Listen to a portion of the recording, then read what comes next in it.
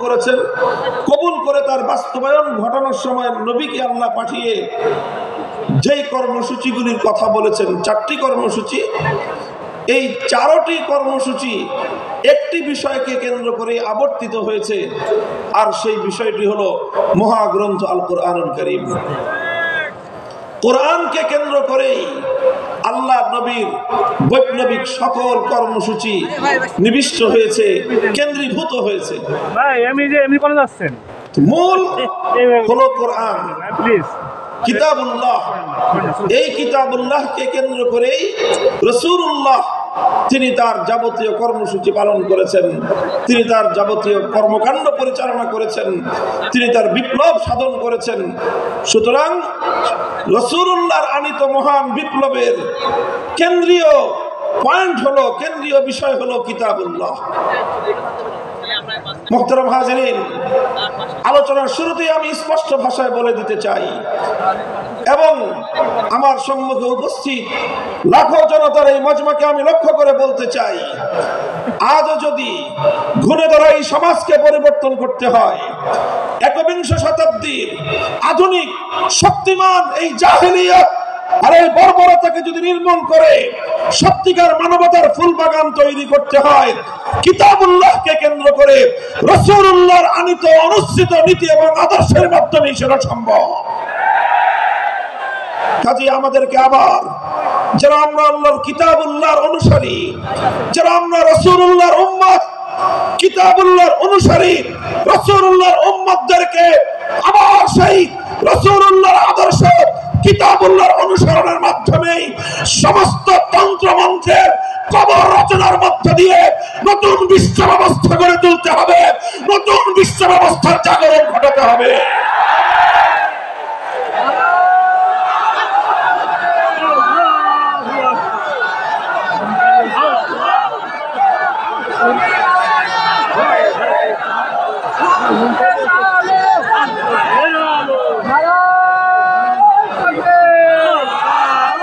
মুহতারাম হাজিরিন, রাসূল আকরাম সাল্লাল্লাহু আলাইহি ওয়াসাল্লাম যেই 4 কর্মসূচির মাধ্যমে পৃথিবীর আমূল পরিবর্তন ঘটিয়েছিলেন, আমি আবারও স্মরণ করিয়ে দিচ্ছি।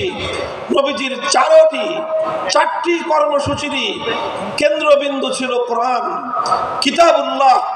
কিতাবুল্লাহকে কেন্দ্র করে রাসূলুল্লাহর সারা জীবনের সমস্ত দায়িত্ব পালিত হয়েছে।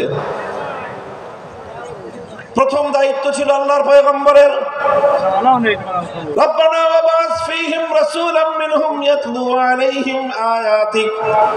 1 নম্বর দায়িত্ব ছিল আল্লাহর মহান কিতাব কিতাবুল্লাহ, কোরআনে কারীমকে তেলাওয়াত করে শোনানো, কোরআনের তেলাওয়াতের সুমধুর ঝংকার তুলে এই মানবতার হৃদয় গহীনের মধ্যে, মানুষের হৃদয় গহীনে বিপ্লবের বীজ অঙ্কুরিত করা, বিপ্লবের বীজ রোপণ করা, জাহেলিয়াতের বিরুদ্ধে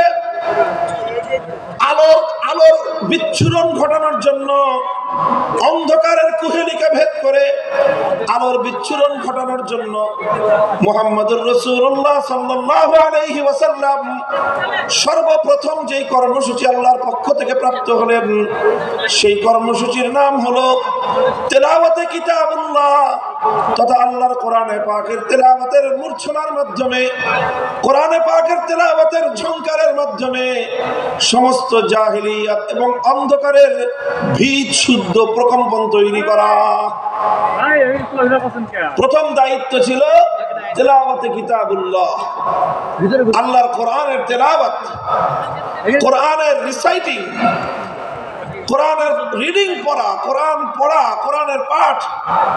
এক কথায় বলতে গেলে তেলাওয়াতু কিতাবিল্লাহ।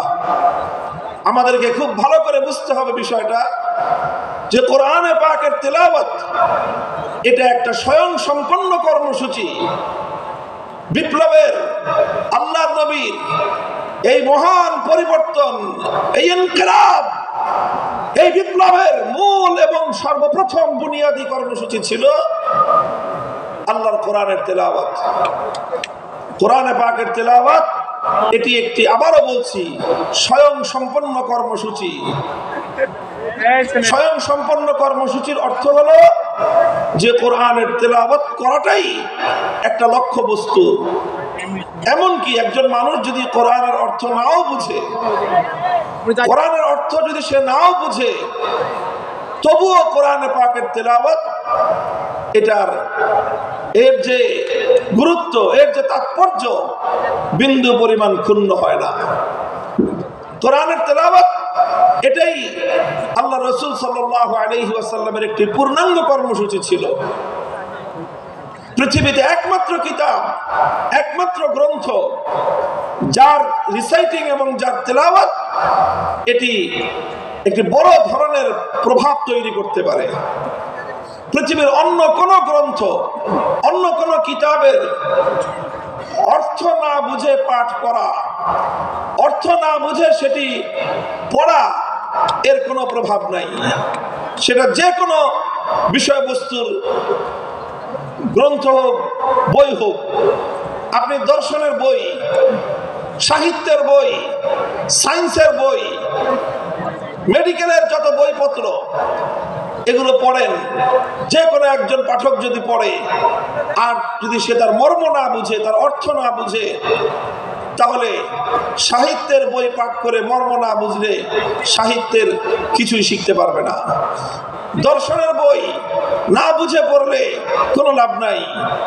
সায়েন্স বিজ্ঞানের বই না বুঝে পড়লে কোনো লাভ নাই। মেডিকেলের বই না বুঝে পড়লে কোনো উপকারিতা হবে না, এক্সেপ্ট আল কোরআনুল কারীম। পৃথিবীতে একমাত্র কিতাব কোরআনে পাক